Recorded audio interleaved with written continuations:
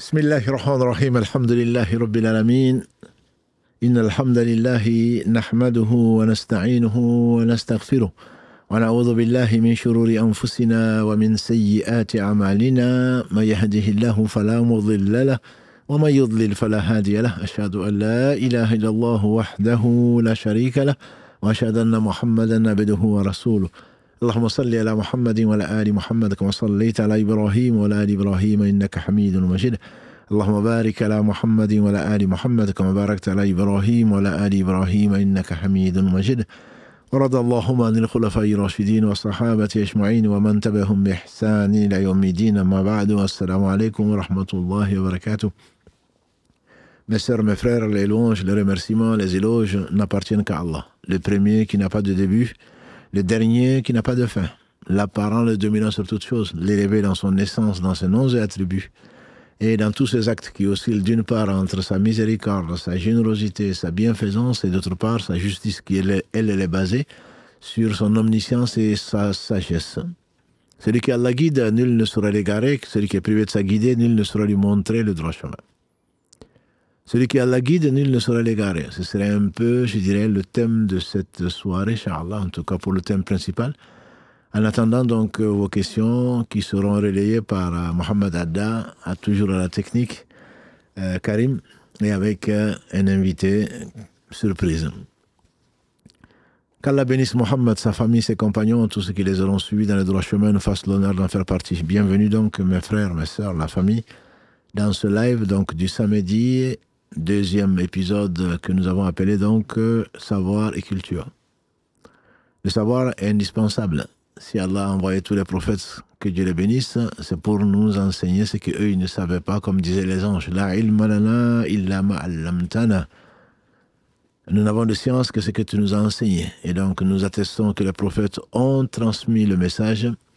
Et le prophète sallam a insisté dessus pour que nous attestons, ses compagnons d'abord, ensuite nous, que l'on atteste qu'il a transmis son message. Effectivement, c'est une amana, c'est le savoir. C'est probablement le meilleur don qu'Allah a fait après la foi.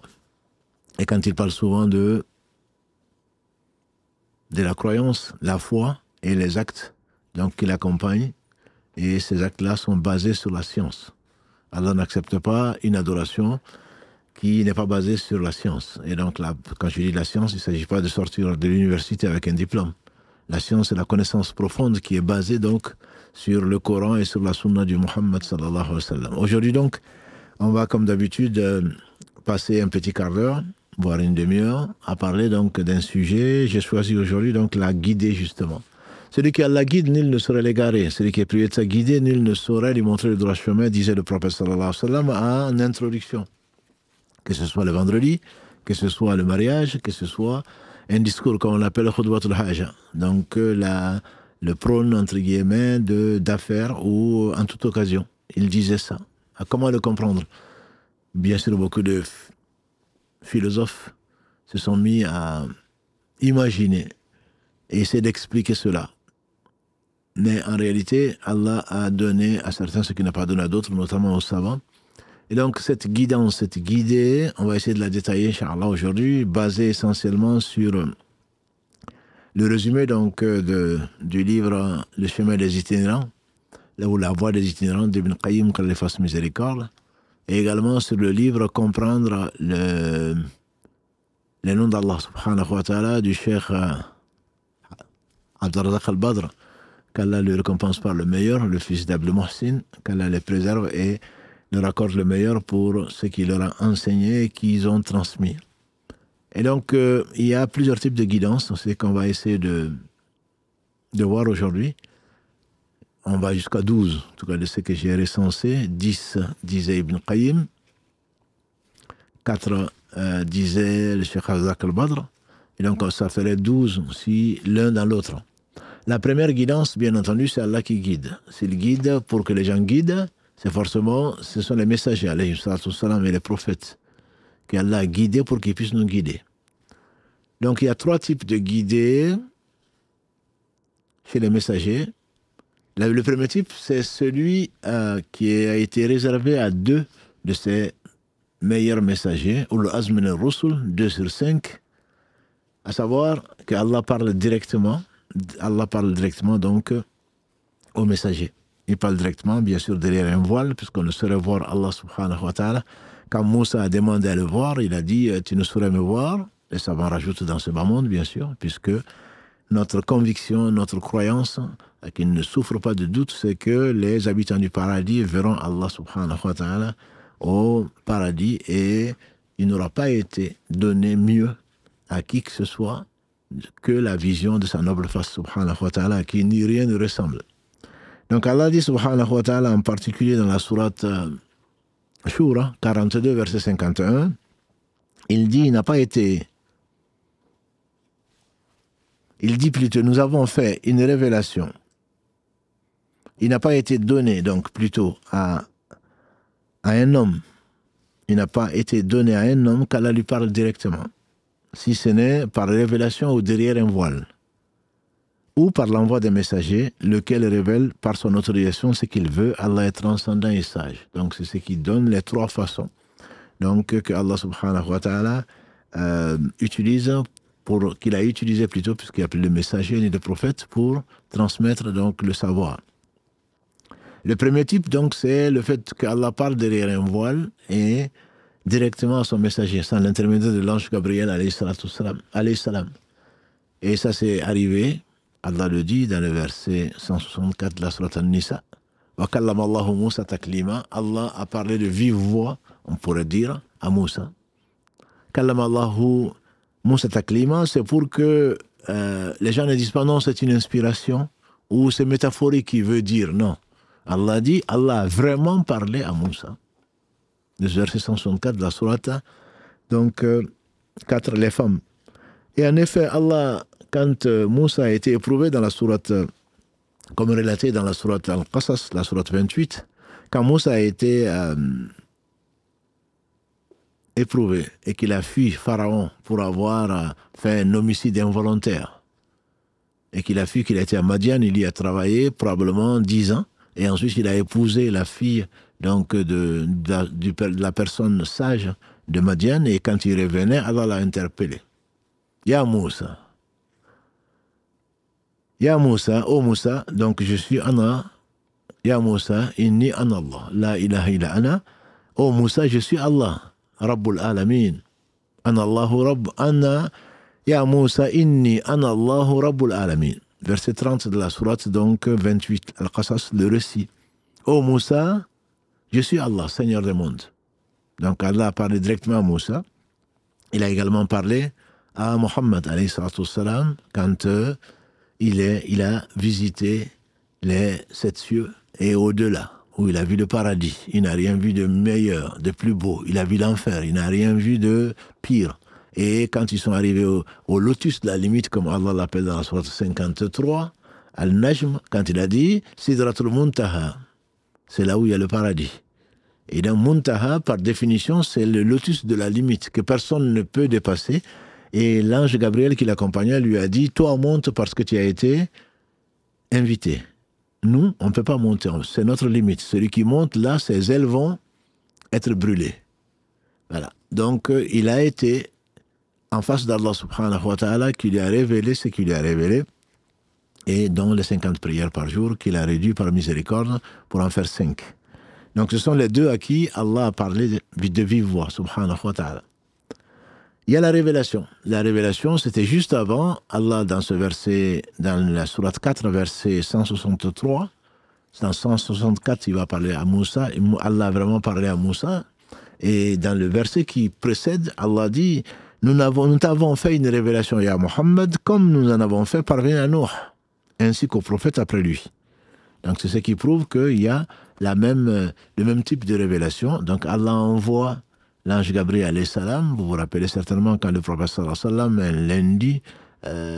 un lundi du mois de Ramadan, Laylat al-Qadr, on ne savait pas ce que c'était, quand il était dans la grotte de Hira et que l'ange est venu, donc lui apporter les premiers versets 1 à 5 de la sourate 96, Al-Alaq, quand il est revenu, Zamilouni, Zamilouni, couvrez-moi, couvrez-moi, et que sa noble femme, l'une des meilleures femmes que la terre a portée, notre mère Khadija, l'a rassuré et ensuite l'a fait rencontrer donc un homme de science qui était Waraq bin Nawfal, qui était un cousin à elle.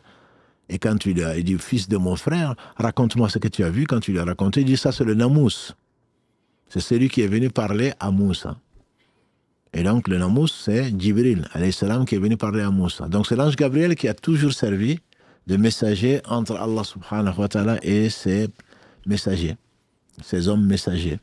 Et donc Allah a dicté à l'ange Gabriel ce qu'il a dicté, et il a ramené donc ce qu'il a ramené à Moussa, à Isa, à Nuh et aux prophètes donc avant, et ainsi qu'à Mohammed sallallahu alayhi wa sallam. Ça c'est la deuxième, ça c'est le wahi, ça c'est la révélation en général.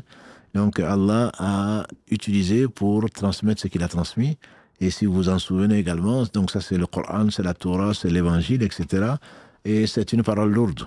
Allah dit dans le verset 5 de la sourate Al-Muzammil, Inna sanulqi alayka qawlan thaqila, on va te révéler une parole lourde. Et ça veut dire lourde de sens, oui, mais aussi lourde. On sait que le prophète sallam, quand il était sur sa chamelle, ou quand il était sur une monture, et que la révélation arrivait, la chamelle ou la monture ne pouvait pas supporter. Elle se braquait, tellement c'était lourd, en réalité. Ce n'est pas seulement ce sens, entre guillemets, une inspiration métaphorique, que Dieu veut dire métaphorique, ça veut dire que c'est une parole qui est lourde de sens. Oui, elle est lourde de sens, mais elle est également lourde. Et le prophète sallallahu alayhi wa sallam nous a décrit plusieurs façons quand il recevait la révélation, et ensuite, quand la révélation était terminée, il comprenait tout. C'est l'ange Gabriel qui lui a apporté, soit sous forme de tintement de cloche, soit de bourdonnement d'abeilles, comme il a dit, alayhi salatu wassalam, mais lui-même, même en plein hiver, il suait, tellement la chose était lourde. Nous qui disons qu'il a de la chance. C'est énorme, et on comprend pourquoi Allah subhanahu wa ta'ala lui a fait miséricorde et lui a fait subir ça pendant 23 ans plutôt que de le faire en une seule fois. Et c'est vraiment lourd. Quand Allah dit, en particulier dans la sourate 59, Al-Hashr, verset 21, « Law anzalna hadha al-Qur'an ala al-jabal, la ra'aytahu khashiyan mutasaddiyan min khashyatillah. » Si on avait fait descendre ce Coran sur une montagne, tu l'aurais vu s'affaisser de crainte et d'humilité. Et donc, c'était vraiment quelque chose de lourd. Et le Coran a été révélé au prophète sallam comme avant. On l'a vu également dans le Musnad de l'imam Ahmad, qui a dit que tout a été fait pendant le mois de Ramadan. Les filles d'Ibrahim, la première nuit de Ramadan, la Torah a été descendue en une seule fois, comme l'évangile, comme les psaumes. La Torah, la 6e nuit, donc après 6 nuits plutôt de Ramadan. L'évangile après 13 nuits de Ramadan. Et le Zabour, les psaumes sur le prophète Daoud, après 18 nuits de Ramadan, quand au Coran, dans cette version, en tout cas dans ce hadith, il a été révélé après 24 nuits, comme l'a dit le prophète sallallahu alayhi wa sallam. Donc ça, c'est la deuxième façon. La troisième façon de guider les hommes, c'est par les prophètes, c'est que l'ange Gabriel vient sous la forme que Allah sait, et notamment sous la forme d'un humain pour lui communiquer la révélation, donc qui lui a été ordonné de lui faire parvenir. Il y a beaucoup de cas, mais je me contenterai juste du hadith que vous connaissez pratiquement tous, hein. Le hadith que l'imam An-Nawawi rapporte dans ses 40 est quand même précieux, quand Omar bin Khattab, l'amir des croyants, Abu Hafs, raconte que un jour que nous étions assis autour du prophète sallallahu alayhi wa sallam, un homme est venu habillé de blanc, personne ne le connaissait, il s'est assis. Donc le jour, les genoux contre les genoux du prophète sallallahu alayhi wa sallam, les deux mains sur les genoux, il a dit, Ya Muhammad, akhbirni anil islam. Oh Muhammad, informe-moi de l'islam. Il lui a dit les 5 piliers, il dit, tu as dit vrai, informe-moi de la foi, anil iman. Il a dit les 6 articles de foi, il a dit, tu as dit vrai, informe-moi sur al-ihsan, l'excellence. Il lui a dit, l'excellence, c'est que tu adores Allah comme si tu le voyais, car si tu ne le vois pas, lui, tu vois. Il dit, informe-moi sur donc, la fin du monde. Il dit, l'interrogé ne sait pas, donc celui qui l'interroge. Il dit, donne-moi les signes avant-coureurs. Il a donné quelques signes, et ensuite l'homme est parti. Donc l'homme, quand Omar a été le voir, il ne l'a pas trouvé. Il a dit, le prophète sallam, c'est lui qui a informé que c'était Jibril qui était venu vous enseigner votre religion. Donc ça, c'est une façon. Troisième façon, donc, pour Allah subhanahu wa ta'ala de nous guider. Il est le seul qui guide. Quatrième façon, c'est ce qu'on appelle l'inspiration, le tahdith. Le prophète alayhi salatu wassalam nous a dit dans ce qui a été rapporté par l'imam Ahmad, l'imam Bukhari, l'imam Muslim, l'imam Tirmidhi, entre autres, il a rapporté ce hadith. Dans les communautés qui vous ont précédé, a-t-il dit, sallallahu alayhi wa sallam, on rencontrait des gens qui étaient inspirés. S'il pouvait y en avoir un dans ma communauté, ça aurait été Omar. Le tahdith, c'est une forme de révélation que Allah fait voir aux gens qui sont perspicaces. Omar ibn Khattab, on sait, à Badr par exemple, quand le prophète sallam a demandé aux gens, qu'est-ce qu'on fait? Des prisonniers. Allah va révéler ensuite, il n'avait pas été donné à un prophète de faire des prisonniers. Celui qui venait défier Allah et son messager, s'il n'était pas mort, mais il passait quand même aux armes. Il n'y avait pas de prisonniers avant. Que ce soit du temps de Moussa, de Isa, de tous les prophètes. Allah dit il n'avait pas été donné aux prophètes de faire des prisonniers. Donc, ni d'avoir du butin. On rassemblait tout ce que les gens avaient amené dans leur orgueil et on y mettait le feu. Et s'il manquait quoi que ce soit, le feu refusait de le brûler. Donc ça, c'est Omar ibn Khattab, quand il a dit qu'est-ce qu'on fait, il dit on donne à chacun son parent. On a déjà parlé de ça dans les joyaux de la prophétie. Et Abu Bakr dit non, on va demander une rançon. On va faire des prisonniers et les parents vont payer une rançon. Et ensuite, il a trouvé le prophète sallallahu alayhi wa sallam en train de pleurer avec Abu Bakr. Il dit qu'est-ce qu'il y a? Et il lui a récité plutôt le prophète sallallahu alayhi wa sallam, le verset. Il n'avait pas été donné. C'est Omar, Allah est venu confirmer entre guillemets ce qu'Omar leur a proposé. Ça a été également pour le hijab. Omar ibn Khattab, il dit au prophète sallallahu alayhi wa sallam, et si tu mettais un hijab dans ta maison pour qu'on ne voit pas tes femmes, le pervers comme le pieux rentre chez toi. Et si tu protégeais donc tes femmes par le hijab, c'était un rideau qui était mis. Et ensuite Allah a révélé ce verset de la sourate 33 pour exiger donc ce qu'on appelle le verset du hijab. Mais je pense que c'est l'imam Suyuti ou un savant de notre communauté qui a dit qu'on peut compter jusqu'à 23 versets qui ont été révélés après l'inspiration de Omar et qui coïncidaient bien sûr avec l'inspiration de Omar. Et comme l'a dit le prophète sallallahu alayhi wa sallam, ibn Khattab, jamais tu n'as pris un chemin si Shaitan n'a pas changé de chemin. Donc ça c'est la troisième façon, ça c'est la quatrième façon, ce qu'on appelle le tahdith. Ce n'est pas donné à tout le monde. S'il y en avait un dans la communauté de Mohammed sallallahu alayhi wa sallam, ça aurait été Omar. Cinquième façon, c'est la compréhension, ce qu'on appelle en arabe le fahm. Le fahm, c'est Allah dit notamment dans la sourate Les Prophètes 21, versets 78 à 79, pour qu'on comprenne. Il a dit, souviens-toi, ya Muhammad, souviens-toi de Daoud. Donc le prophète David et de Suleiman, quand ils eurent à rendre un jugement au sujet d'un champ cultivé que les moutons avaient saccagé de nuit. Nous fîmes témoins de leur jugement, c'est à Suleiman que nous fîmes comprendre comment résoudre ce litige. À tous les deux, nous conférâmes la sagesse et le savoir. Versets 78, 79 de la sourate 21. Fahamnahu Suleiman. On a fait comprendre ça à Suleiman. Ça veut dire quoi? Dans une affaire, la perspicacité est une inspiration d'Allah, bien que les deux soient prophètes.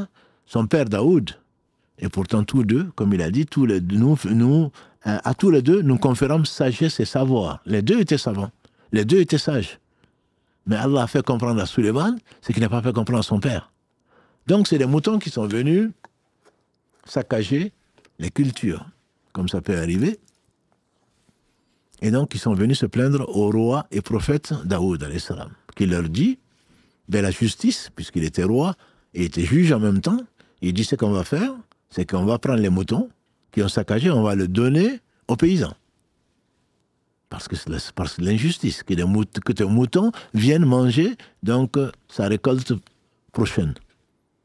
Son fils qui était là, qui dit, mon père, si je te fais une proposition, moi comment je vois les choses, c'est que on va confier les moutons aux paysans, on ne va pas lui donner.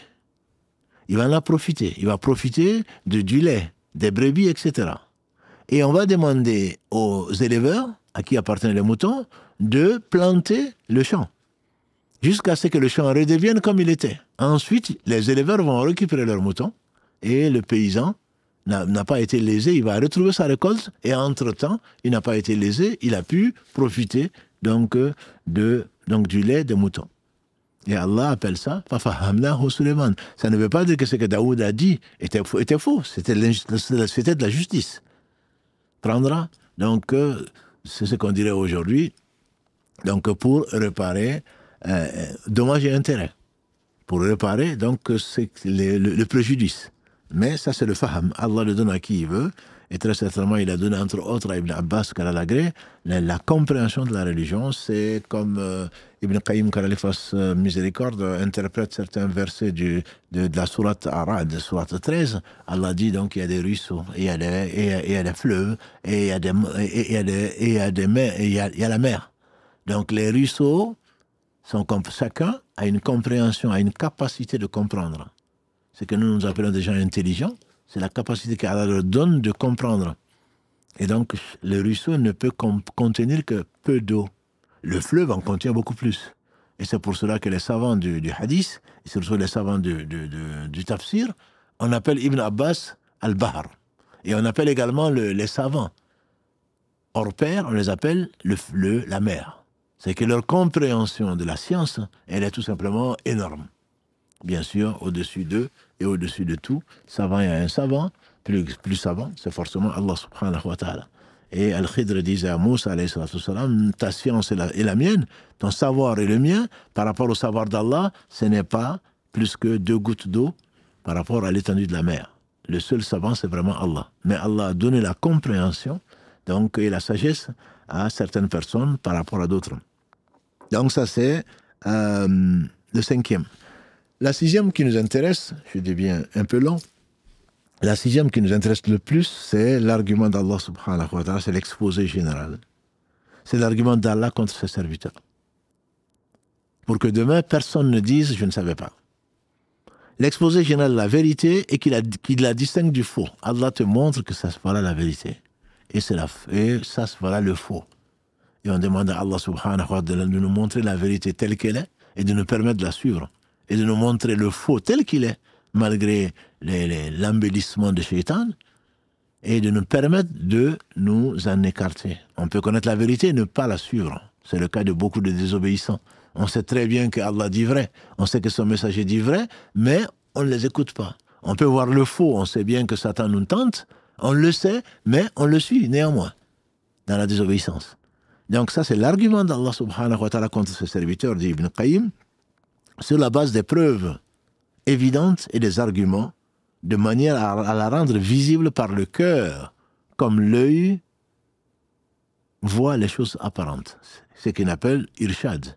Ça, c'est al-hidayah al-irshad. C'est la guidée de montrer. Allah montre à tout un chacun. C'est pour cela que quand on connaît Allah, on l'aime, et surtout on sait qu'il est juste. Pour ceux qui se préoccupent de savoir, mais les enfants, ils sont morts, et les trisomiques, ou les gens qui ont un problème de compréhension, mais où ils iront? Au paradis, en enfer? Non, demande à Allah. Demande à Allah ce qu'il va faire. Allah est juste. Ne doute pas qu'Allah est juste. Et le hadith, sous différentes formes, qui est le plus courant, il y a 13 explications qu'ont donné les savants à ma connaissance. Comment est-ce que Allah va juger ces gens? Mais il y a des hadiths qui viennent pour dire qu'Allah va leur montrer, Allah va leur ordonner des choses qu'ils devront faire au jour du jugement dernier. Parce qu'Allah ne châtie personne avant de lui montrer le chemin. Ceux-là seront interrogés sur cette interrogation. Si la personne obéit à Allah, Allah sait ce qu'elle aurait fait, comme le disait le prophète sallallahu alayhi wa sallam. Allah sait ce qui serait advenu de ce qui n'est pas. Il est le seul, subhanahu wa ta'ala, le savoir. Le savoir, donc, c'est l'exposé des signes que l'on entend et récite, et des signes dont on est témoin et qu'on voit, naturels et universels.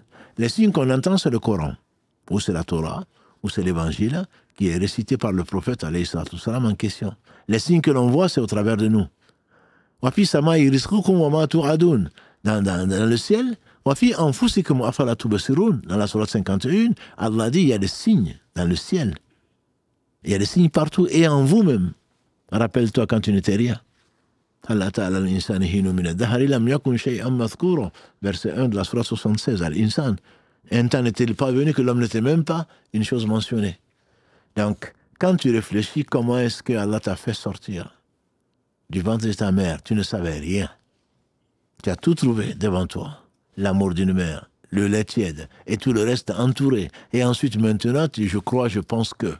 Tu réfléchis, alors, est-ce qu'il y a l'au-delà? Est-ce qu'il y a ceci? Quand tu étais dans le ventre de ta mère, dans les trois ténèbres, est-ce que tu as imaginé qu'il y avait un live? Certainement pas. Est-ce que tu as imaginé qu'il y avait un monde à éclairer avec ceci, avec cela? Certainement pas. Puisque tu ne pouvais même pas réfléchir, tu n'existais pas. Ensuite, Allah t'a fait exister. Donc, dans tout ça, il y a des signes. Ça, ce sont des signes que Allah te rappelle. Et notamment dans la sourate 16, qu'on appelle la sourate des bienfaits, Allah rappelle une bonne partie des bienfaits. Et il dit dans le verset 53 de la sourate 16, « Wa ma bikum min ni'matin fa min Allah ». Dans le verset 78 de la même sourate 16, les abeilles, Allah dit « Wallahu akhrajakum min butuni ummahatikum la ta'lamuna shay'a ». Ça, c'est ce que tu entends et ça te fait réfléchir. C'est le cœur qui doit comprendre. Allah vous a fait sortir des ventres de vos mères, vous ne saviez rien. Vous ne savez rien. وَجَعَلَ لَكُمُ السَّمْعَ وَالْأَبْصَارَ وَالْأَفْئِدَةَ لَعَلَّكُمْ تَشْكُرُونَ, et vous a doté de la vue de lui et du cœur afin que vous soyez reconnaissants. Donc cette réflexion s'impose à tout un chacun. Je vous ai peut-être raconté l'histoire quand Ibrahim alayhi salatu wassalam, il a cassé les idoles de son peuple le jour où il a prétexté qu'il était malade et qu'ils ont été s'amuser, et il en a profité pour entrer dans la maison où il gardait les idoles. Il les a tous cassés, sauf il a laissé la plus grande idole. Quand ils sont revenus, ils ont dit qui a fait ça? Ils ont fait leur enquête, ils l'ont mis en garde à vue. Ibrahim, c'est toi qui l'as fait ça? Il dit demandez au plus grand. Ils ont dit ils ne savent ni parler, ni ils ne pourront pas nous répondre. Il a dit alors pauvre de vous, comment vous adorez les choses qui ne savent pas se défendre, ni parler, ni même entendre? Et Allah dit dans ce récit, ils sont revenus à eux-mêmes, ils ont dit, chacun a dit, c'est vraiment nous plutôt qui sommes les injustes. Ce n'est pas Ibrahim qui les a cassés, c'est nous qui sommes les injustes. Et donc chacun en soi sait très bien la vérité, même si ensuite on est orgueilleux, comme l'a défini le prophète sallallahu alayhi wa sallam. Il a dit l'orgueil, ce n'est pas le fait de porter de beaux habits ou de belles chaussures. L'orgueil, c'est le fait de refuser la vérité. En eux-mêmes, souvent, les gens qui ne croient pas, c'est comme ça qu'Allah les qualifie. C'est par orgueil. Ce sont des orgueilleux qui refusent d'admettre la vérité. La vérité, c'est qu'Allah, il est le seul digne d'adoration, c'est le seul créateur, c'est le miséricordieux par essence, par excellence. Voilà. Donc Allah le dit dans le livre, dans le Coran qu'il a préservé. Et donc ça, c'est l'argument d'Allah contre ces créatures. Tu ne peux pas dire je ne savais pas. Si tu ne savais pas, si tu étais exempt ou tu n'étais pas équipé d'une raison, que tu étais fou ou que tu n'étais pas raisonnable ou que tu n'as pas su, Allah ne va pas te juger comme ça. Au jour du jugement dernier, Allah va te doter de ce avec quoi tu pourrais réfléchir ce jour-là, et il va t'ordonner est-ce que tu vas accepter. Ah non, mais moi aussi j'avais ceci, moi aussi j'étais cela, mais Allah va te donner l'occasion de suivre le vrai ou alors de suivre le faux. Et donc, Allah ne châtie personne, comme il dit, subhanahu wa ta'ala, ni ne l'égare qu'après lui avoir fait parvenir son argument. Il dit en particulier dans la sourate Tawbah, juste avant qu'il ne fasse l'éloge des croyants, « Ya ayyuhalladhina amanu, ittaqullaha wa kunu ma'a as-sadiqin » « Oh, vous les croyants, craignez Allah et soyez parmi les véridiques. » Allah dit dans le verset 115, celui-là c'est le verset 119, dans le verset 115, Allah dit « Allah n'est point tel à égarer un peuple après l'avoir guidé jusqu'à ce qu'il ait clairement montré ce qu'ils doivent éviter. » Allah n'égare pas quelqu'un, ni un peuple, ni une personne, après l'avoir guidé, puisque Allah nous a guidés, il nous a montré qui il est, ce qu'il aime et ce qui nous attend par les messagers, jusqu'à ce qu'il ait clairement montré à la personne ou au peuple, donc ce qu'il doit éviter. C'est Ibn Qayyim dit, voilà le secret du destin. Voilà le secret. Mais pourquoi Allah a guidé un tel, il n'a pas guidé tel autre? Allah a guidé. Simplement, ils ont refusé. Toi, tu ne sais pas, lui, il le sait. Et demain, Allah subhanahu wa ta'ala lui montrera qu'il a effectivement guidé. Le secret du destin lève tous les doutes sur les ambiguïtés.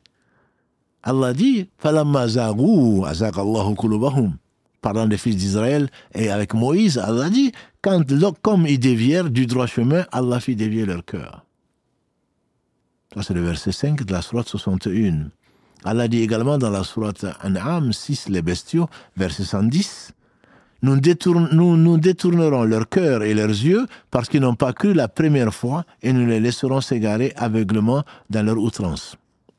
Il dit ce qui est très souvent répété par les savants, dans le verset 17 de la sourate Fussilat, de la sourate 41, Allah dit « Famma Thamoudou, quant aux Thamoud, nous les avons guidés, mais ils préférèrent l'aveuglement à la guidance. » C'est Allah qui le dit, on y croit ou on n'y croit pas.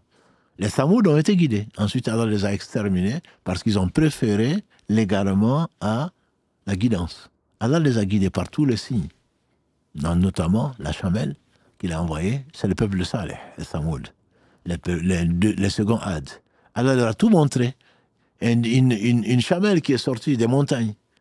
Et Allah les a éprouvés. Un jour, la chamelle boit, et le lendemain, c'est vous qui buvez. Allah leur a montré différents signes, et ils ont refusé, ils ont préféré, donc le détournement, et Allah les a détruits. Donc ça, c'est le verset 17 de la sourate 41, si tu veux amener à la raison quelqu'un qui veut réfléchir. Donc c'est une condition de la guidance. C'est qu'on appelle hidayah al-irshad. La guidée donc le fait de montrer, et elle est indispensable à l'autre guidée, hidayah at-tawfiq, qui est donc la guidée providentielle plutôt, qui est ce sans quoi on n'est pas guidé. Donc après quoi, Allah subhanahu wa ta'ala donc égare qui il veut et il guide qui il veut. C'est la mission des prophètes, expliciter le message divin, faire connaître Allah, faire connaître ce qu'il aime, ce qu'il n'aime pas, et faire connaître ce qui t'attend au jour du jugement dernier en fonction de tes actes. Allah dit notamment dans le verset 4 de la sourate Ibrahim, 14, وَمَا أَرْسَلْنَا مِن رَّسُولٍ إِلَّا بِلِسَانِ قَوْمِهِ لِيُبَيِّنَ لَهُمْ. Et il continue, فَيُضِلُّ اللَّهُ مَن يَشَاءُ وَيَهْدِي مَن يَشَاءُ وَهُوَ الْعَزِيزُ الْحَكِيمُ. Qu'on pourrait traduire, nous n'avons envoyé des messagers que dans la langue de son peuple afin qu'il leur explique le message. Après quoi, Allah égare qui il veut et il guide qui il veut. Il est le Tout-Puissant, il est le Sage. Donc que personne ne vienne dire « moi je ne savais pas ». Personne ne pourra le dire. Celui qui ne savait pas, il sera testé alors au jour du jugement dernier. Et celui qui savait et qui a refusé, qui a tourné le dos, il aura ce qu'il aura mérité. Et celui qui savait grâce à Allah et qui a suivi grâce à Allah, qui a eu donc cette guidée providentielle, qui a été guidé vers le droit chemin, sur le droit chemin également, qu'il a emprunté, Allah subhanahu wa ta'ala lui fera miséricorde et lui fera rentrer dans son paradis, car nous compte parmi cela.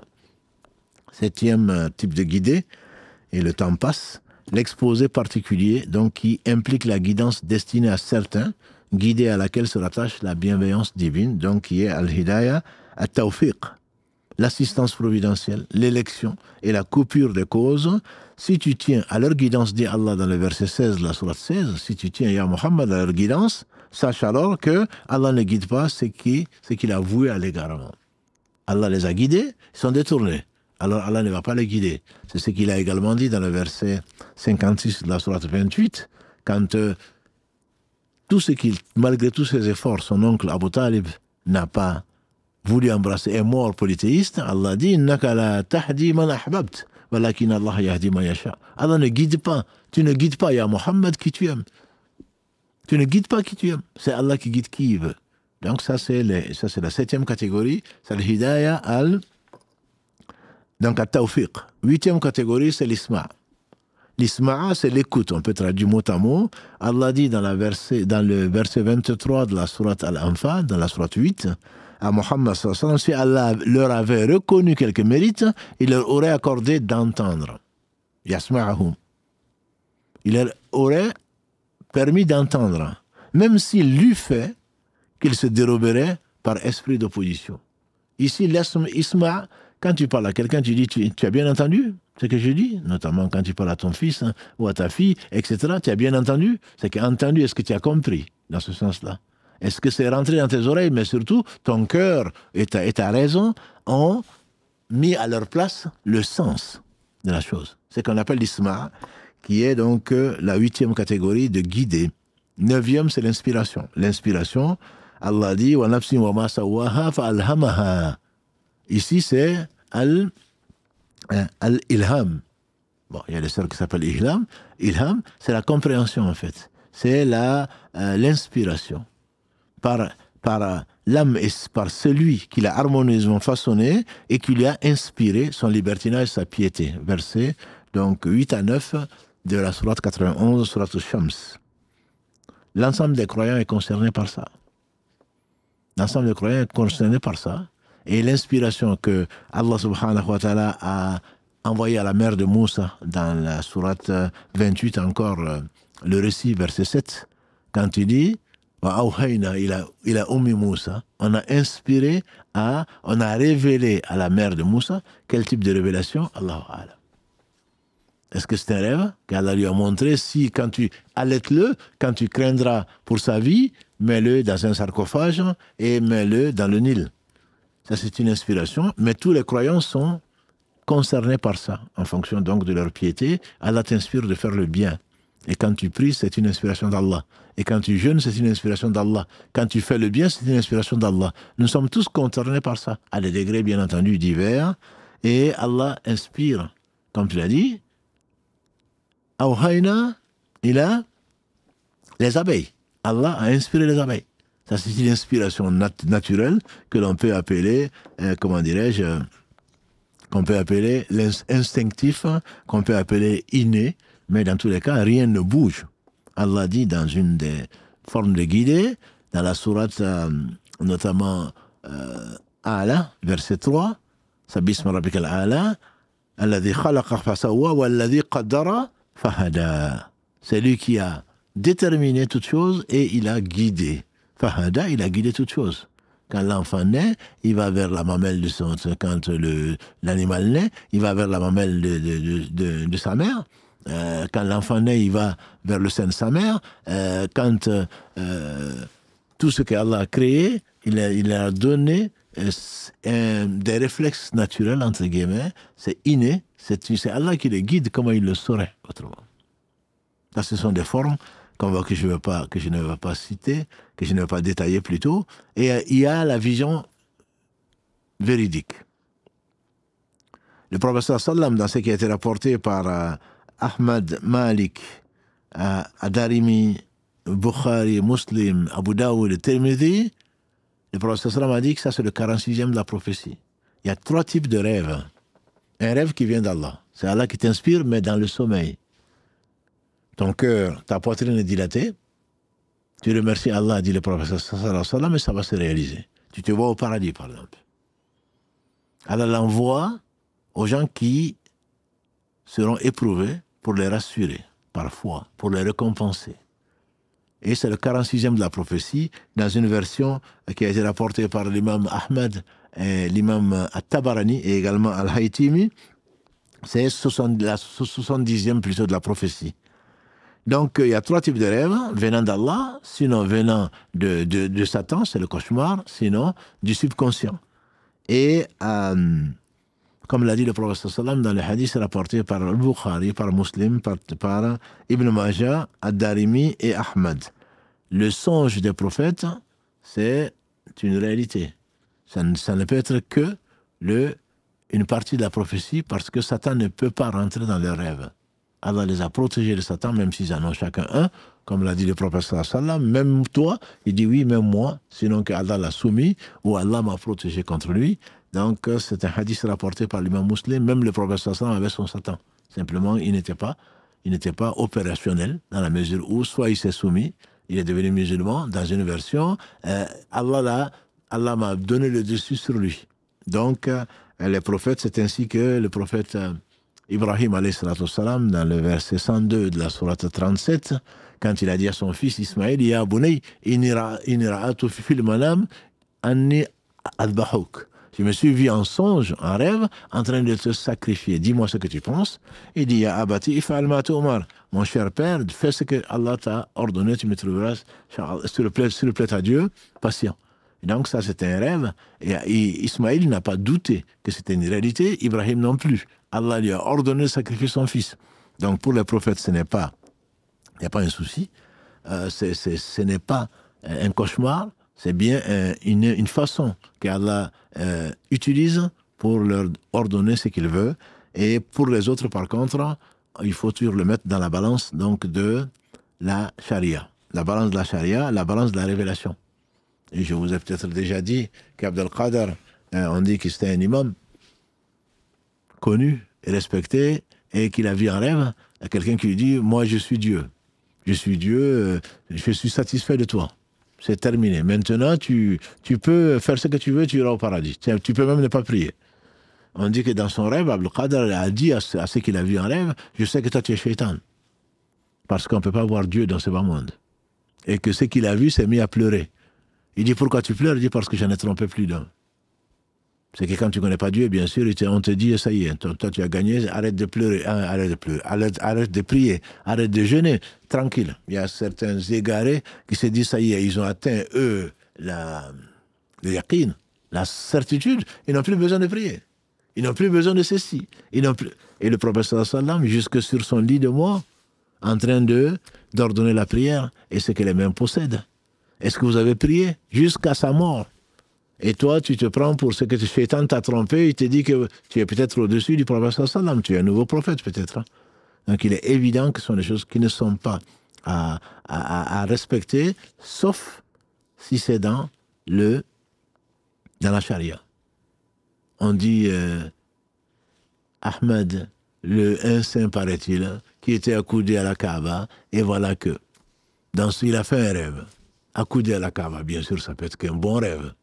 Qu'il a revu le prophète sallallahu alayhi wa sallam, qui a dit à Ahmed, aujourd'hui, comme des centaines de milliers de ma communauté sont morts, et ils sont tous allés en enfer.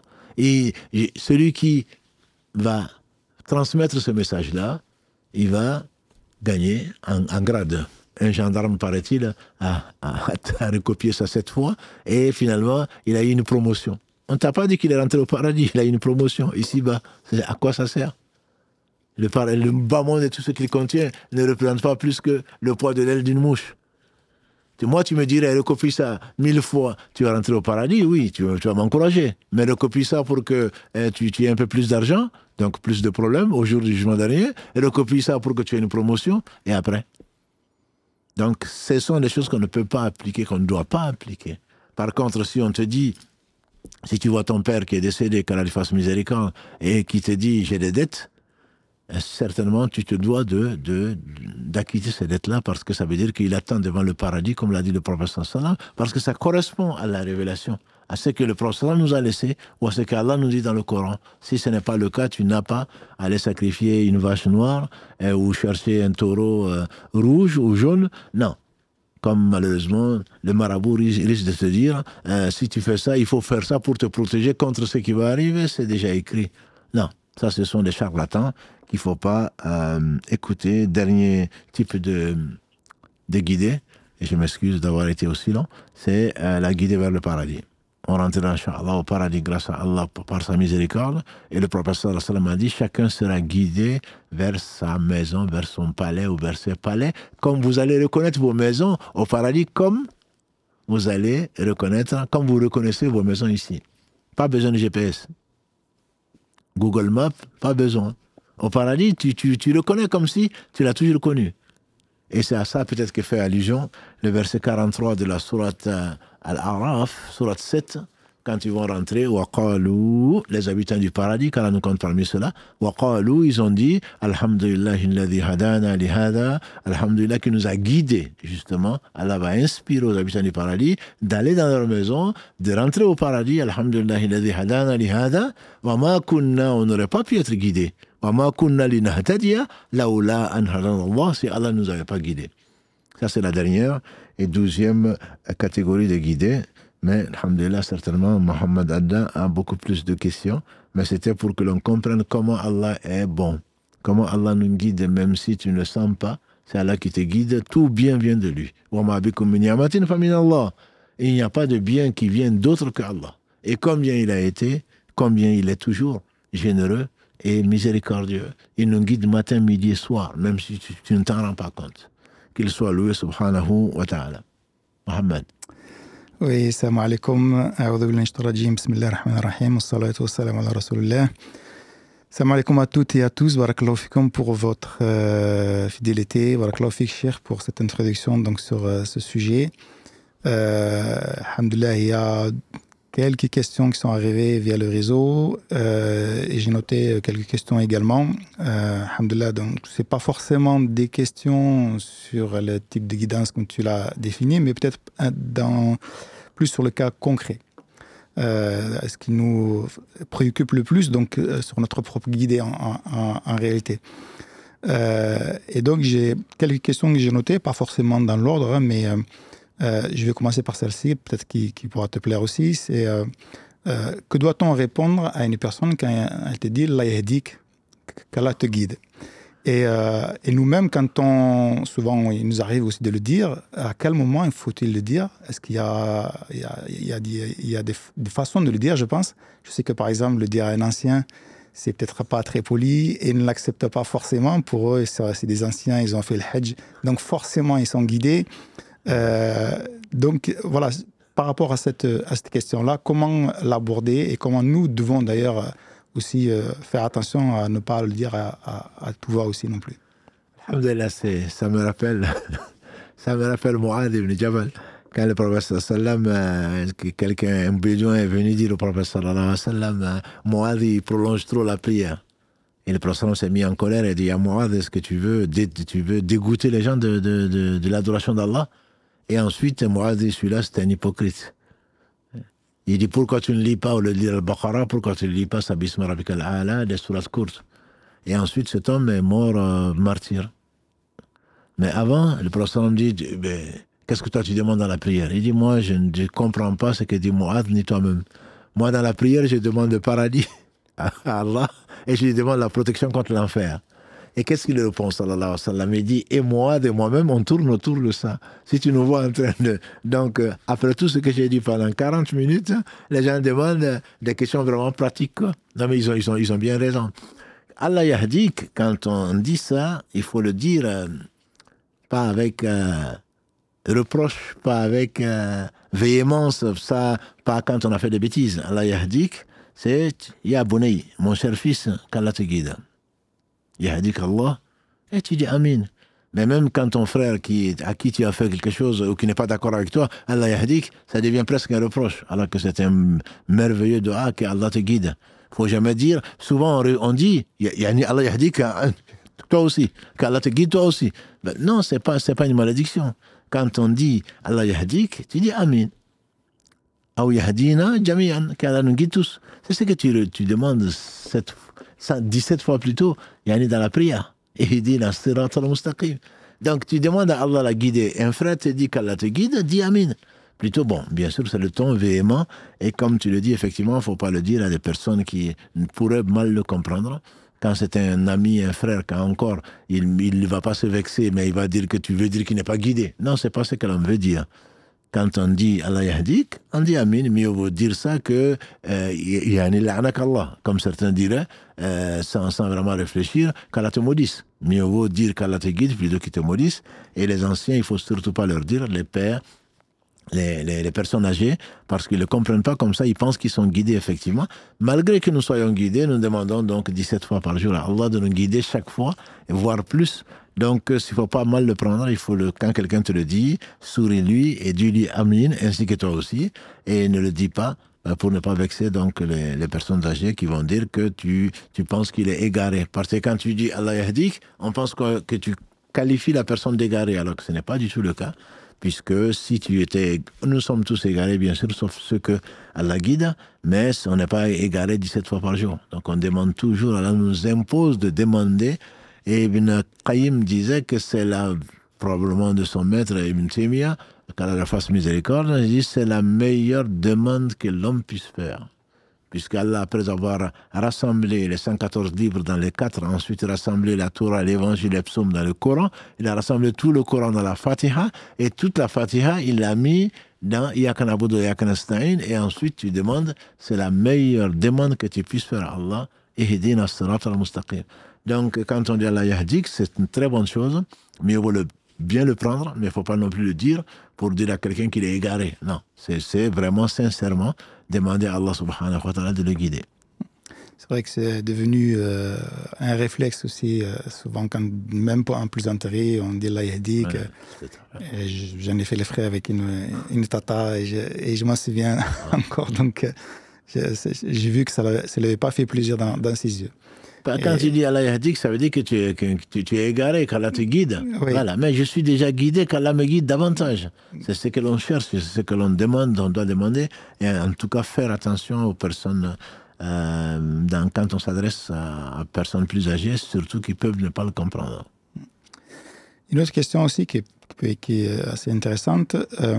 Quelle est la différence entre la guidance divine donc, d'Allah subhanahu wa ta'ala et les conseils que peuvent nous donner nos savants ou nos aînés, par exemple? La guidance d'Allah, c'est Allah qui utilise. On a dit, il n'y a pas de bienfait qui vous arrive si ce n'est pas Allah. Donc le conseil d'un frère, le conseil d'une sœur, d'une épouse, d'un époux, d'un savant, il te montre le chemin droit. Donc il te guide vers la révélation.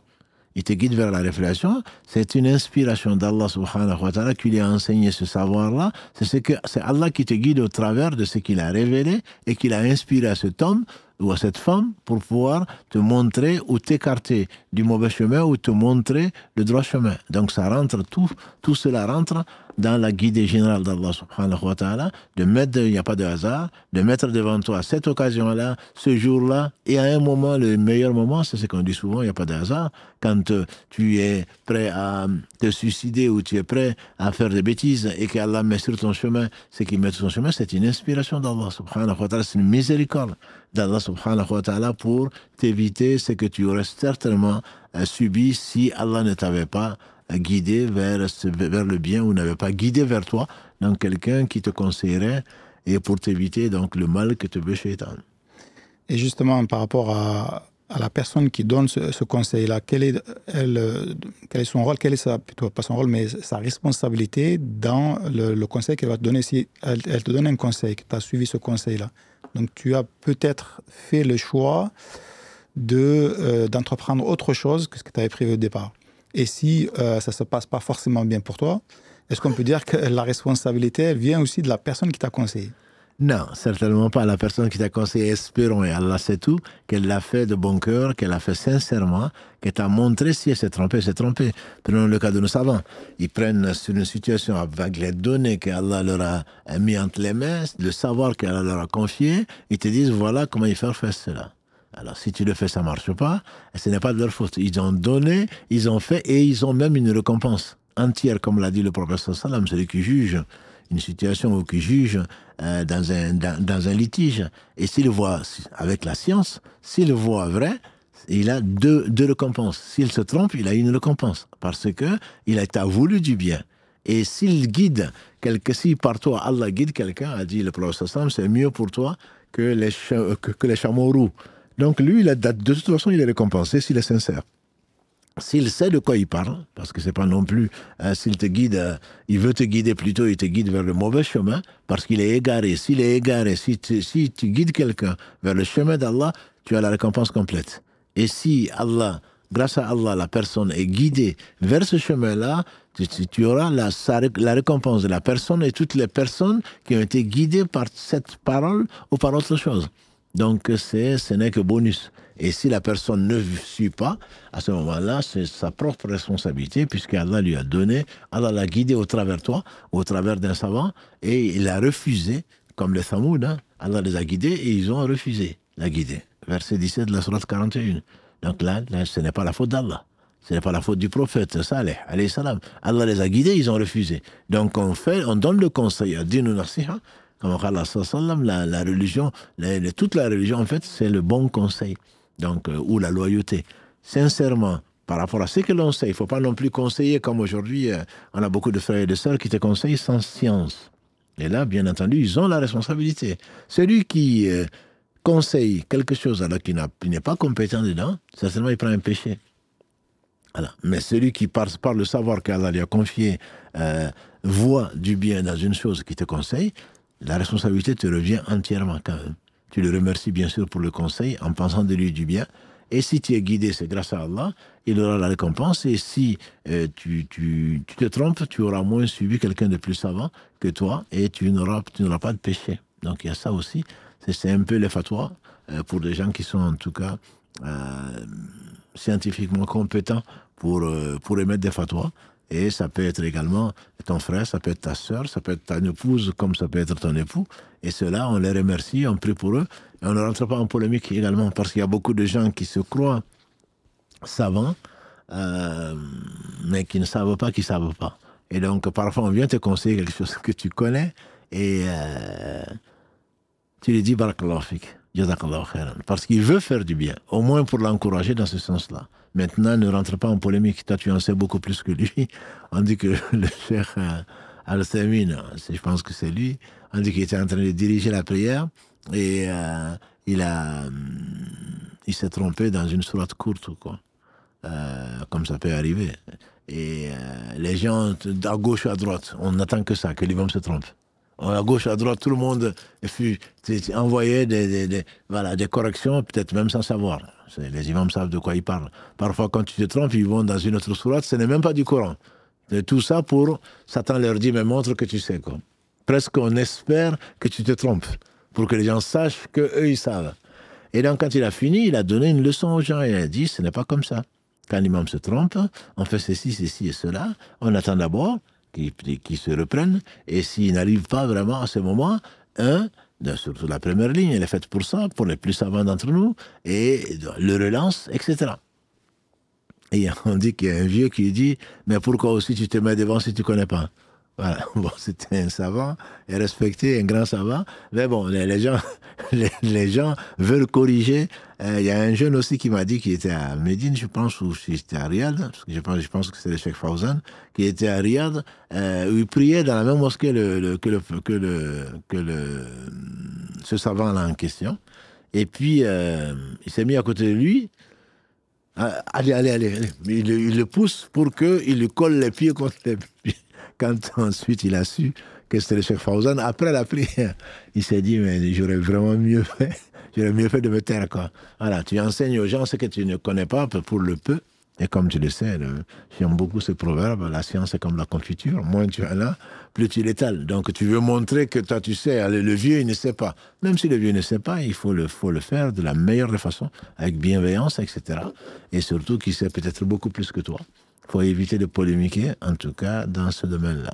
Il a engueulé Cheikh Fawzan. Ouais, c'est ce que j'ai compris, en tout cas. Juste pour rester sur la même question, quand c'est nous, enfin, on va dire dans notre vie de tous les jours, on donne des conseils. Et qu'on sait que la personne, elle s'est trompée un peu à cause, on va dire, de ce conseil qu'on a donné, est-ce qu'on se sent responsable on s'est dit, est-ce que j'ai bien fait de lui donner ce conseil-là? Ou j'ai bien fait de lui dire de faire telle ou telle chose? Est-ce qu'on doit faire le repentir par rapport à ça, par exemple?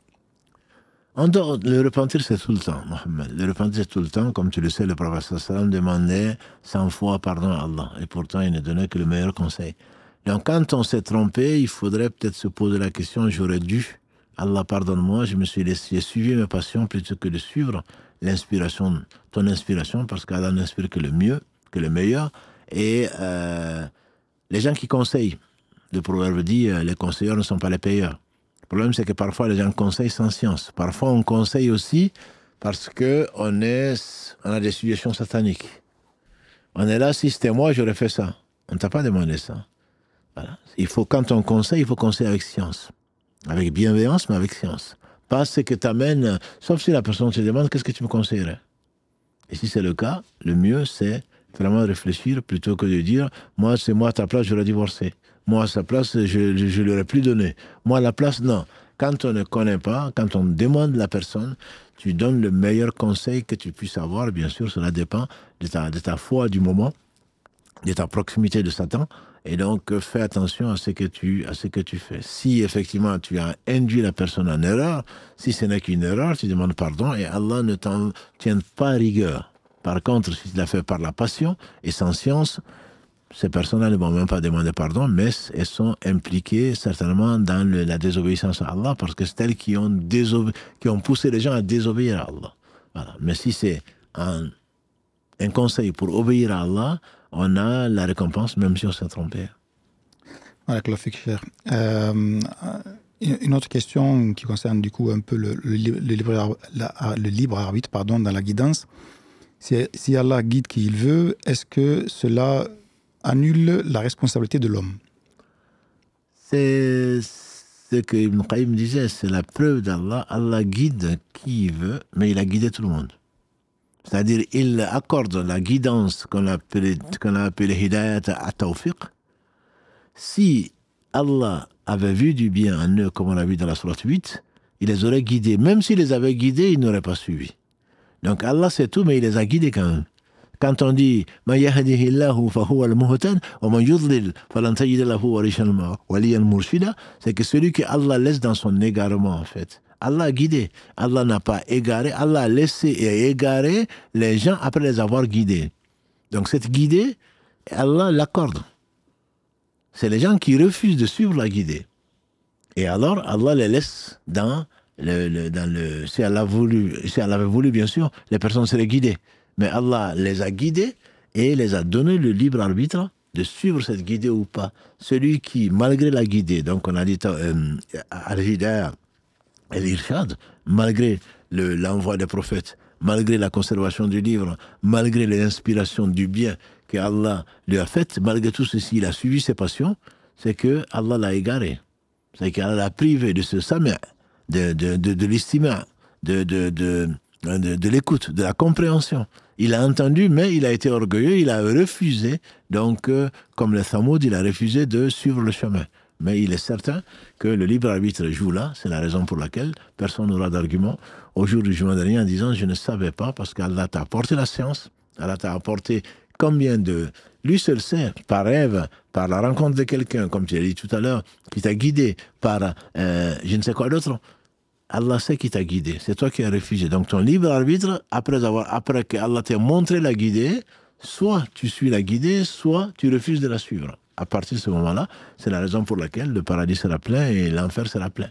Parce que Allah a guidé tout un chacun et chacun a choisi de suivre ou pas. Et celui qui n'est pas guidé, entre guillemets, qui ne sait pas, on entend les gens, mais les Chinois, mais comment est-ce qu'ils n'ont pas entendu parler d'islam, etc. Tu n'en sais rien. Tu n'en sais rien.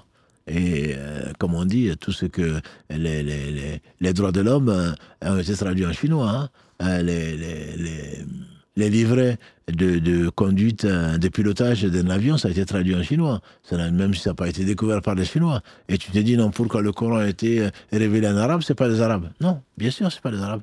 Mais Allah les a guidés en eux-mêmes. Allah les a envoyés certainement un messager que je ne connais pas personnellement. Peut-être qu'ils le connaissent.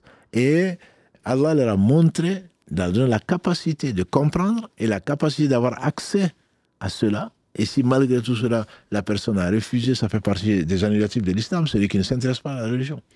Quand il dit ne s'intéresse pas, c'est pas forcément aller s'inscrire en licence d'islam ou je ne sais quoi d'autre dans l'université.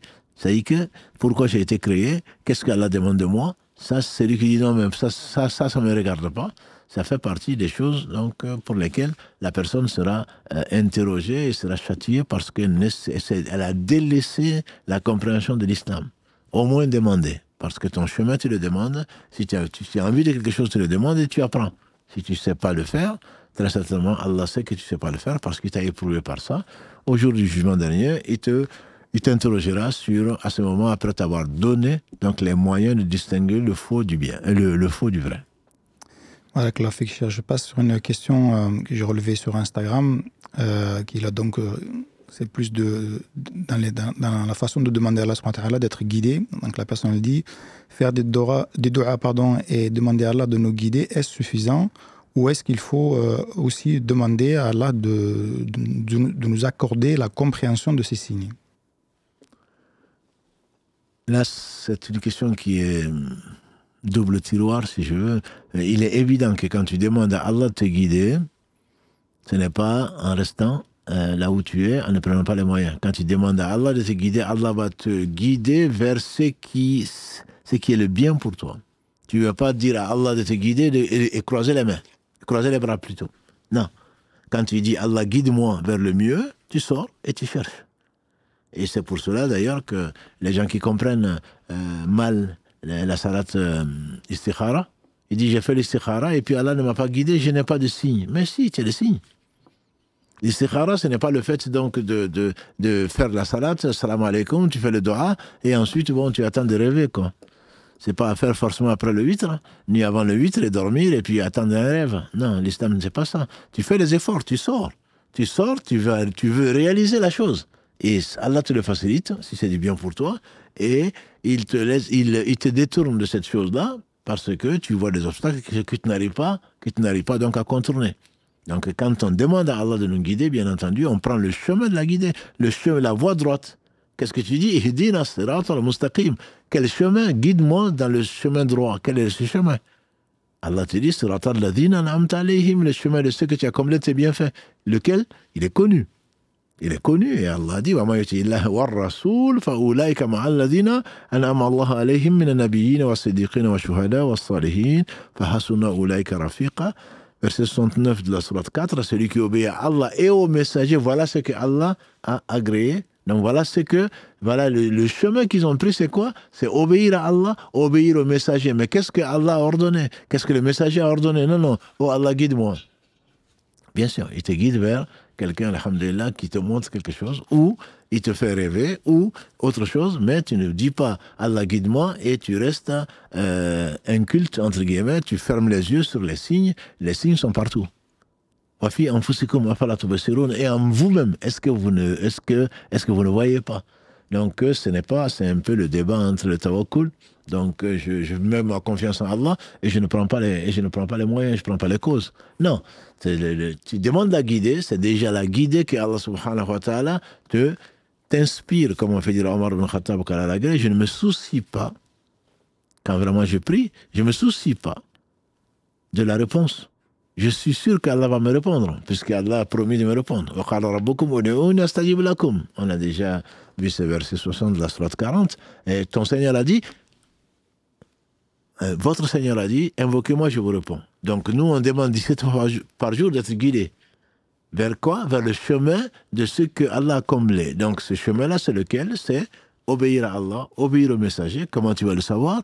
En apprenant ce que Allah aime, en apprenant qui est Allah, en apprenant ce que le messager a fait, etc. Toi, tu veux être guidé et tu restes dans ton canapé. Non, ce n'est sûrement pas ça. C'est le libre arbitre est justement là. Est-ce que vraiment tu es sincère dans ta demande de guider?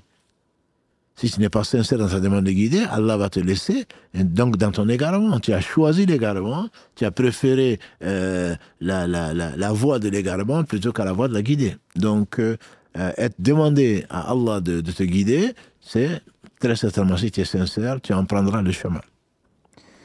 J'ai une question. Bon, je connais un petit peu la réponse, mais comme elle a été posée sur Instagram, je vais quand même la relayer, Cheikh.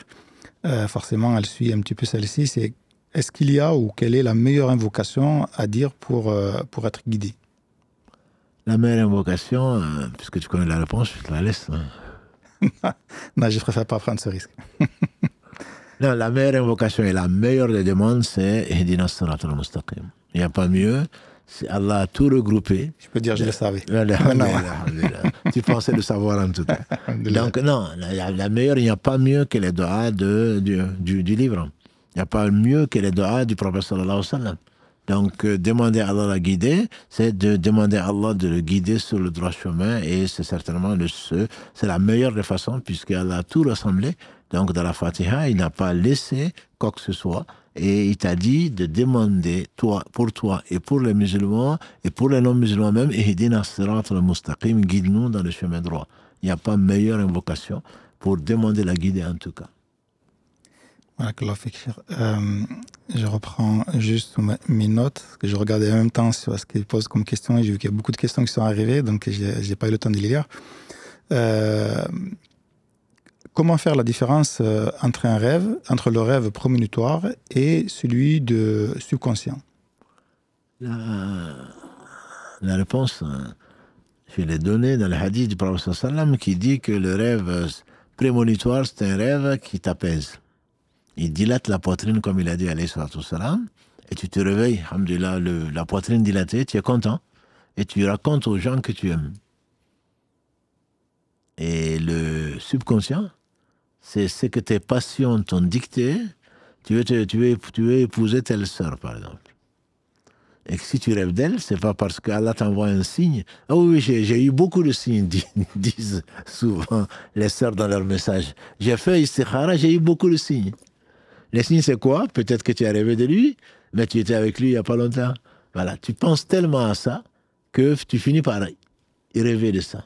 Alors que le rêve prémonitoire, tu ne l'attends pas. Tu ne l'attends pas, tu te couches avec, en pensant, en faisant des dhikr, j'espère, en pensant à autre chose, et puis dans ton rêve, tu vois le paradis, tu vois ceci, tu vois cela.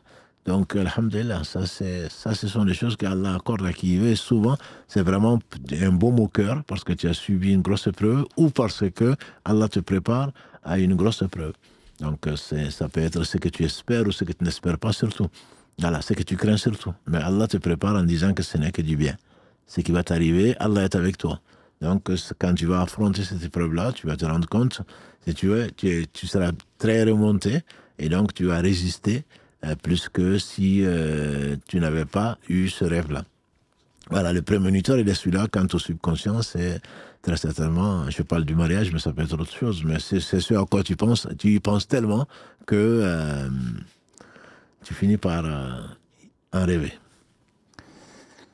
Et je voudrais revenir peut-être sur la partie, donc le fahm, donc la compréhension. Comment en fait on peut... parce que tu as dit Allah donne la compréhension à qui il veut aussi. Ouais. Comment nous, de notre situation, de notre position, on peut essayer de comprendre justement, parce que des fois on va dire des choses, on ne les a pas forcément comprises. Et comment savoir en fait cela en fait? Comment on peut, bien évidemment, c'est de s'informer, c'est d'apprendre, mais j'ai peut-être du mal à formuler la question, mais j'ai pas forcément bien compris le sens en fait de... La compréhension, c'est Allah qui te fait comprendre cette situation-là. Donc tu vas pas, c'est pas en fonction de ça vient en fonction de ta science, mais la science ne suffit pas. C'est-à-dire que c'est une inspiration que Allah envoie à son serviteur. Voilà telle situation. On pourrait presque parler de quand les frères et les sœurs nous remercient pour la sagesse de la réponse ou je ne sais quoi d'autre. C'est-à-dire qu'une situation se présente, toi, parce que tu es impliqué dedans, où tu ne vois pas des aspects qu'Allah fait voir à quelqu'un qui te dit la solution, c'est pas ça. Parce qu'il a compris la situation, il a analysé la situation, et ça, Allah le donne à qui il veut. Mais c'est pas parce qu'il a ça qu'il est devenu quelqu'un de savant. Dans une situation particulière, ça peut être ta mère, ça peut être même ton ennemi qui cerne la situation. Quand il la cerne mieux que toi, il va te dire « Moi, je te conseille ça. » Ah ouais, je ne l'avais pas vu. Toi-même, tu le connais. Soit tu lui dis « Barakallahu fik, je n'avais pas du tout vu cet aspect-là. » Soit et tu comprends quand même que ce qu'il donne comme conseil, c'est mieux que ce que toi, tu aurais fait. Donc, Allah lui a donné la compréhension et ce n'est pas de lui. Voilà, c'est pas de lui, il n'y a pas quelqu'un qui comprend. Entre guillemets. C'est ce que dit Allah au prophète sallam. Souviens-toi, fafahamnahu. Il n'a pas dit que Suleiman alayhi salam a compris. Il a dit on a fait comprendre ça à Suleiman. On a fait comprendre à Suleiman. Donc c'est Allah qui fait comprendre, c'est pas toi qui comprends. Bon, pour être vraiment rigoureux, on aurait dit Allah m'a fait voir, Allah m'a fait dire quand c'est du bien, quoi. Parce que ça vient pas de nous. Tout bien vient d'Allah. Donc Allah là affirme, fafahamnahu Suleiman, on a fait ça comprendre, on a fait comprendre ça à Suleiman. Donc dans ce cas, là tu te dis, oh Allah, on te loue pour nous avoir fait comprendre cette situation. Ça me fait penser à ce hadith où le prophète sallam dit Man yuridullahu bihi khayran yufaqihuhu fid-din. Celui à qui Allah veut le bien, veut du bien, il fait comprendre sa religion. Quand on parle de comprendre ici, c'est pas fahm, c'est fiqh. Donc c'est yufaqihuhu fid-din, il lui fait comprendre sa religion. D'où le nom donc de faqih, le nom de fuqaha, qui est le pluriel de faqih. Donc ce sont des gens qui ont compris à partir des bases de la religion, du savoir qu'Allah leur a donné, ils embrassent plus on embrasse des sciences, plus la fatwa risque d'être meilleure. Quand toi tu ne connais que ce hadith, alors que lui, il a compris, il a plus de science, il va avoir des aspects que toi tu ne vois pas. Il connaît des hadiths que toi tu ne connais pas. Il connaît des versets que toi tu ne connais pas. Toi tu ne vois que ce verset-là, tu ne vois que ce hadith, c'est très bien. Mais il faut le mettre dans un contexte. Il faut connaître quel est à quoi ça fait allusion, à quelle occasion ça a été révélé, est-ce que le hadith ou le verset a été abrogé. Donc si toi tu ne connais pas tout ça, forcément ta compréhension de la situation va être moindre que celle de quelqu'un qui connaît plus que toi. Voilà. Donc le faham ici, c'est dans le sens de, c'est un don d'Allah dans une situation particulière. Ce n'est pas, toi tu es devenu quelqu'un qui a compris. C'est différent de l'inspiration où le prophète sallam a parlé d'Omar. Quelqu'un qui est inspiré. Donc le tahdith, c'est différent. C'est-à-dire que c'est comme s'il avait une révélation. Et ce n'est pas quelqu'un qui... C'est pas une fois. Alors que le faham, c'est cette situation que tu as comprise. Mais il se peut que demain ou aujourd'hui, une autre situation, tu n'y comprends, tu n'y vois rien du tout. Voilà. Alors que le tahdith, c'est que c'est comme si Allah te faisait...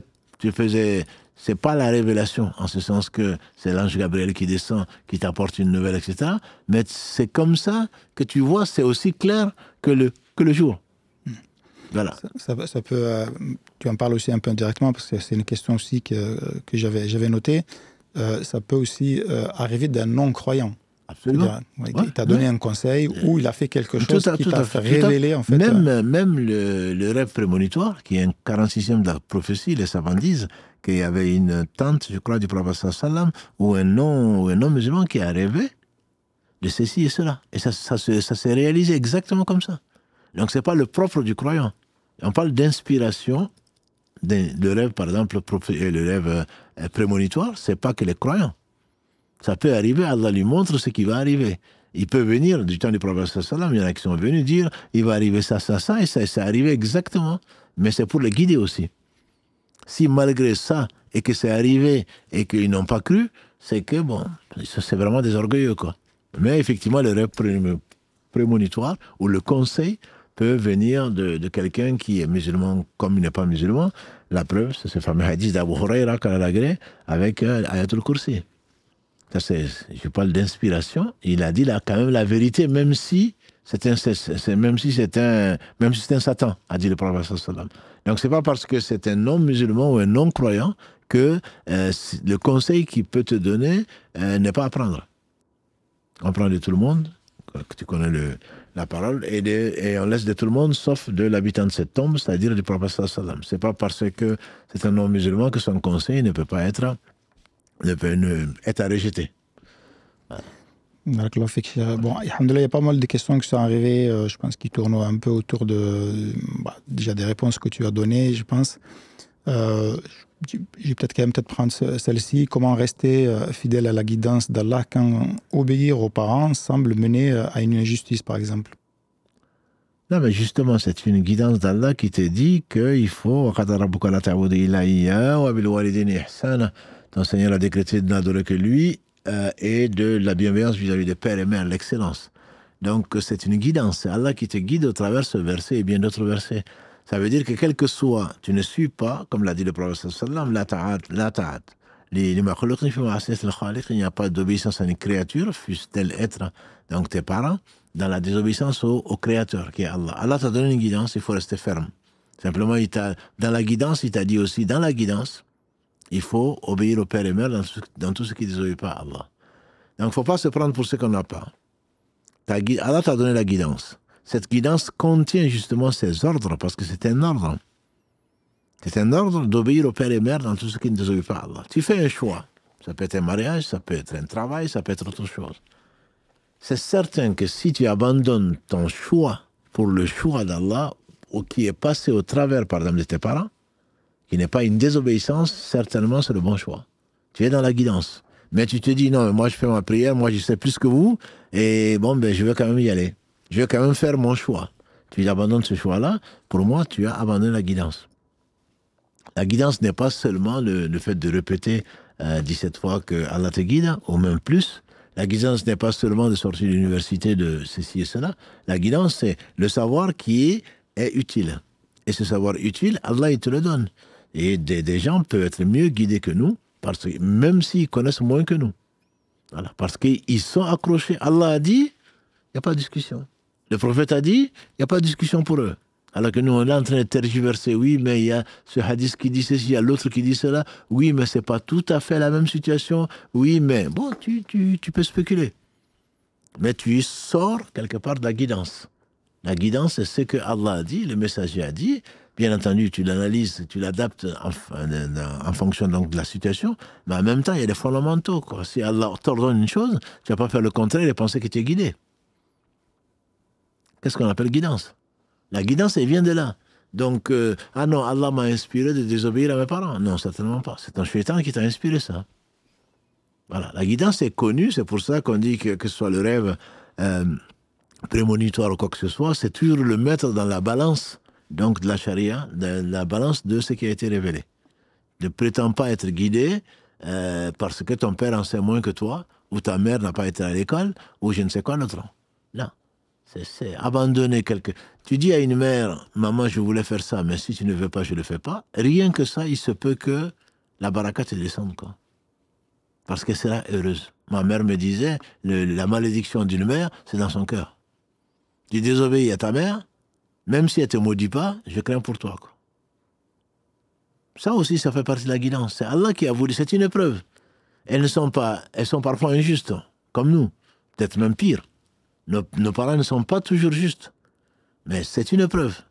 Tout en leur désobéissant dans l'injustice, on doit leur obéir quand ce n'est pas de l'injustice. Ça ne me plaît pas toujours, mais c'est Allah qui a choisi nos parents, qui a choisi les enfants venant donc de ses parents ou de nous-mêmes. Et c'est Allah qui est à louer. Mais ce ne sont que des épreuves. Mais la guidance fait aussi partie de ça. Ou plutôt ça aussi, ça fait partie de la guidance. Voilà, je pense qu'on va s'arrêter là, il est déjà assez tard. Alhamdoulilah, j'ai vu qu'il y a beaucoup de questions qui sont arrivées, donc on vous a dit dès le début, n'hésitez pas à poser vos questions dès que vous pensez que c'est utile. Bon, alhamdoulilah, je ne pourrais pas... Bon, il y a beaucoup de questions, je pense que Cheikh, tu as quand même fait pas mal le tour sur les différentes questions qui ont été posées. Je ne sais pas si la semaine prochaine on continuera là-dessus. La semaine prochaine déjà, donc la bonne nouvelle, c'est qu'on aura notre frère et conférencier Amin, voilà, qui va nous parler donc de la riba et de la zakat le samedi et dimanche. On parle donc des questions contemporaines autour donc, de la finance islamique. On l'invitera, Inch'Allah, il sera notre invité le samedi, donc c'est certainement pas la semaine prochaine. Ensuite, s'ils ont vraiment des questions, ils pourront les poser également lundi, hein, parce que le lundi, c'est l'islam au quotidien, ils pourront les poser avec comme objet islam au quotidien et envoyer donc le mail sur le site de la mosquée et Karim nous fera, Inch'Allah, le reporter. En tout cas, la semaine prochaine, j'en profite, donc on aura le 4 et le 5, samedi et dimanche, le frère Amin qui viendra donc de Paris pour nous exposer ce qu'Allah lui a enseigné et on va en profiter donc pour l'avoir sur ce plateau-là. Et si vous avez des questions, et je pense que nos deux frères, Mohamed et Karim, vous rappelleront à la boîte aux questions, mais il ne répondra certainement qu'aux questions en rapport avec la finance. Voilà, et rien d'autre. Les autres questions, peut-être qu'on va les mettre dans l'islam au quotidien, mais on ne va pas lui poser les questions sur le divorce, quoi. Voilà. Donc, que les frères et sœurs n'abusent pas et centrent leurs questions. S'ils ont d'autres questions, qu'ils le mettent à l'islam au quotidien et pas donc dans la boîte à questions. Et donc ça sera samedi, s'il plaît à Allah, à 22h. Pardon, j'allais dire, sauf si l'époux a fait un crédit pour le divorce. Ça, c'est autre chose. Non. Effectivement, la question ne sera pas sur le divorce, ce sera sur le crédit. Voilà. Bon, il y a vos questions classiques, Inch'Allah, on se fera les porte-paroles. Hein, les questions qui nous sont souvent posées et qui sont posées probablement à beaucoup d'imams, vu les pratiques malsaines de nos sociétés modernes. Donc, beaucoup d'entre nous ont été piégés et certains sont encore noyés dans ces questions-là. On va les poser, Inch'Allah. Mais si vous avez des questions plus précises, qui ont besoin donc de spécialistes pour y répondre, n'hésitez pas. Voilà, donc pour la semaine prochaine, certainement, on ne continuera pas ce thème. On y reviendra peut-être après, mais c'était surtout pour remercier Allah subhanahu wa ta'ala. On ne saurait jamais le remercier comme il se doit, de nous avoir guidés de différentes façons qu'on ne voit même pas. C'était pour moi, l'esprit, c'était ça. C'est qu'on ne peut pas remercier Allah comme il se doit. Et si, sans Allah, on ne peut pas se passer d'Allah le temps d'un clin d'œil, dit Ibn Qayyim, et qu'Allah lui a inspiré ou qu'il a pris d'ailleurs. On ne peut pas se passer d'Allah le temps d'un clin d'œil. Donc ne pas remercier Allah, c'est certainement être ingrat et c'est perdre son temps. Et c'est la raison pour laquelle, quand tu sais qu'Allah a guidé les prophètes pour nous guider, mais il n'y a pas que ça. Après la mort des prophètes, il n'y en aura plus. Et Allah continue de nous guider à tout instant. Et donc de partout et à tout moment. Donc c'est pour cela que il faut continuer à remercier Allah et lui demander pardon de ne pas le remercier assez. Et on ne le remerciera jamais assez. Barakallahu fik, Cheikh. En tout cas, c'était très intéressant. Alhamdoulilah, c'est vrai que c'était un sujet. On ne fait pas forcément attention. On en en a parlé dans différents sujets, etc. Tu l'as répété à plusieurs reprises. Celui qu'Allah guide, personne ne trouvera personne pour l'égarer. Celui qu'Allah égare, personne ne trouvera personne pour le guider. Mais là, c'était bien aussi de rentrer, de savoir ce que c'est que la guidance. Et alhamdoulilah, je pense qu'avec les différentes questions qui ont été posées, notamment pour les frères et les sœurs sur les réseaux, j'espère en tout cas que ça a amené quelques éclaircissements. Après, je vois qu'il y a pas mal de questions qui tournent toujours. Il y a des questions qu'on a déjà posées, donc n'hésitez pas aussi, dès lundi, dès que cette vidéo-là sera sur YouTube, de la télécharger ou de podcaster et d'écouter tranquillement. Et comme il y a des chers, si vous avez encore des questions sur le sujet, il y a l'émission du lundi, l'Islam au quotidien, qui vous permet donc de poser tout un tas de questions, et notamment celle-ci, vous pourrez les reposer le lundi, Inch'Allah. Donc je te laisse terminer. Tu as parlé de la conférence de la semaine prochaine, donc je ne vais pas le répéter. Donc voilà, je te laisse Inch'Allah, le mot de la fin. Je pense, alhamdulillah, barakallahu fi Karim, barakallahu fi Mohamed et l'invité, donc qui reste anonyme. Et toutes nos sœurs et tous nos frères, et comme on le dit, tu fais partie de ceux qui remercient les gens. Celui qui ne remercie pas les gens ne remercie pas Allah. Et donc, on vous remercie surtout pour la confiance. Et comme on dit, les sources de science et de savoir sont certainement nombreuses.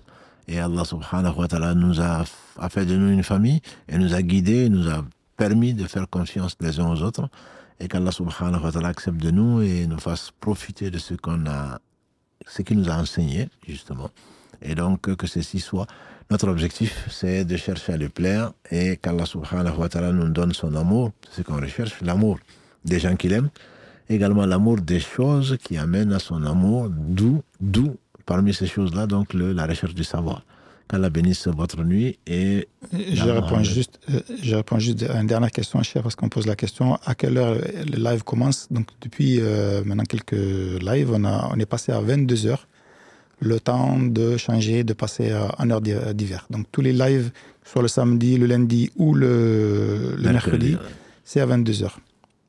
Absolument, bon, ça on s'adapte, hein, comme je vous ai dit, on est à la mosquée, et de toute façon c'est les sites et les réseaux sociaux de la mosquée, et nous sommes à la mosquée, on tient, bien entendu, on met en priorité les prières, et on insiste beaucoup dessus dans les lives, et c'est également notre cas, donc nos activités sont organisées en fonction des horaires de prière, et comme actuellement, pour vraiment rester 1h et demie, voire 2h le lundi avec vous, il n'y a pas d'autre créneau que celui-là, en tenant compte bien sûr de vos occupations. On peut le faire le matin, hein. On peut le faire l'après-midi aussi, mais je pense qu'il y aura beaucoup de personnes frustrées parce que vous travaillez, etc. Vous avez d'autres occupations, c'est pour cela qu'on l'avait mis à 19h, mais là actuellement on le faisant à 19h, ici à Toulouse, le Maghreb, tout simplement c'est impossible de pouvoir prier et de faire le live. Donc on ne va pas faire le live et abandonner la prière en faisant la prière en commun alors qu'il y a une prière, donc alors que nous sommes dans la mosquée. Donc c'est la raison pour laquelle on va faire les petits cailloux et les grands cailloux, histoire que vous connaissez. Il faut d'abord mettre les grands cailloux, c'est ce qui plaît à Allah, ce sont les actes que Allah aime le plus, et ensuite donc le live ne peut venir que comme un bonus ou comme la cerise sur le gâteau. Donc, et avec tout le bien que nous pensons de vous, on s'adapte donc aux horaires. Et effectivement, comme l'a dit Mohamed, c'est à 22h. Donc, ces 3 jours-là, mercredi, samedi et lundi. Et ensuite, quand il y aura les horaires, changement d'horaire, on vous le dira, ça restera à 22h d'été. Donc, on reviendra à 21h, Inch'Allah, avec les heures d'hiver. Voilà, on va s'arrêter là, Inch'Allah, en vous remerciant tout un chacun.